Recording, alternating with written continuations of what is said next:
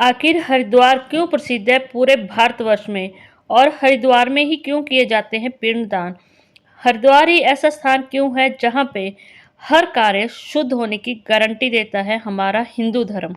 बात करते हैं हरिद्वार के साफ सुथरा होने के बारे में और आखिर पिंडदान क्यों किए जाते हैं। हरिद्वार को छोड़ के देश के किसी भी हिस्से में पिंडदान क्यों नहीं किए जाते।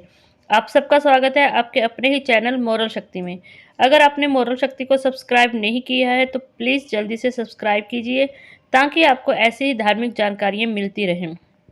हरिद्वार 7 सबसे पवित्र स्थलों में से एक माना जाता है।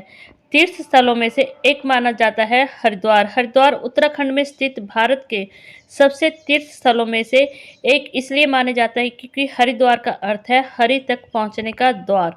हरिद्वार को 3 देवताओं ने अपनी उपस्थिति से पवित्र किया है। हरिद्वार में ब्रह्मा, विष्णु और महेश तीनों ही हैं।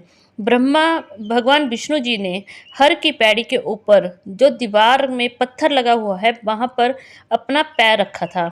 इसीलिए माँ गंगा आज भी हर समय उनके पांव छूती है और वहां तक आती है। पौराणिक कथा के अनुसार मान के चलें तो यह वह स्थान है जहां पर अमृत की बूंदें गिरी थी। उसे हर की पौड़ी पर ब्रह्मकुंड के नाम से जाना जाता है।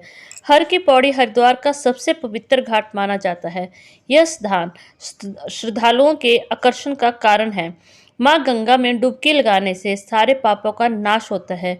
जी हाँ, हिंदू धर्म में यह मान्यता है कि कोई भी मनुष्य अगर गंगा माँ में डुबकी लगाता है तो उसके किए हुए समस्त पाप माँ गंगा अपने ऊपर ले लेती है और वह पाप से मुक्त हो जाता है।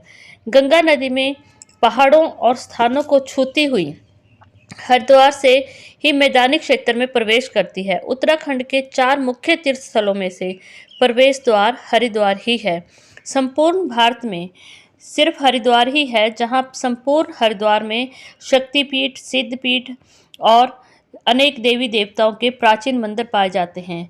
3140 मीटर की ऊंचाई पर स्थित गौमुख रूपी 253 किलोमीटर की यात्रा करके गंगा नदी हरिद्वार में गंगा के मैदानी क्षेत्रों में प्रवेश करती है। इसीलिए हरिद्वार का गंगा द्वार के नाम से भी जाना जाता है। यह वही स्थान है जहां पर अमृत की कुछ बूंदें गिरी थी। जब समुद्र मंथन हुआ था उस समय समुद्र मंथन करते समय जो समुद्र मंथन के द्वारा अमृत का एक कलश निकला था उसकी कुछ बूंदें भूलकर यहाँ पर गिर गई थी। जब खगोलीय पक्षी गरुड़ उस घड़े को लेकर समुद्र मंथन के बाद लेके जा रहे थे तो वहीं से 4 स्थानों पर कुछ ऐसी अमृत की बूंदें गिरी कि वह तीर्थ स्थान कहलाए। यह स्थान है उज्जैन, हरिद्वार, नासिक व प्रयागराज। जी हाँ, उज्जैन, हरिद्वार, नासिक व प्रयागराज यह चारों स्थान ऐसे हैं जो तीर्थ स्थान के नाम से जाने जाते हैं। इन चारों स्थानों में कुंभ का मेला लगता है। यहाँ कुंभ का मेला चारों स्थानों में से किसी भी एक स्थान पर प्रति 3 वर्ष में और 12वें वर्ष में इलाहाबाद में महाकुंभ का आयोजन किया जाता है। करोड़ों तीर्थार्थी, भक्तजन व पर्यटक यहाँ पर आते हैं।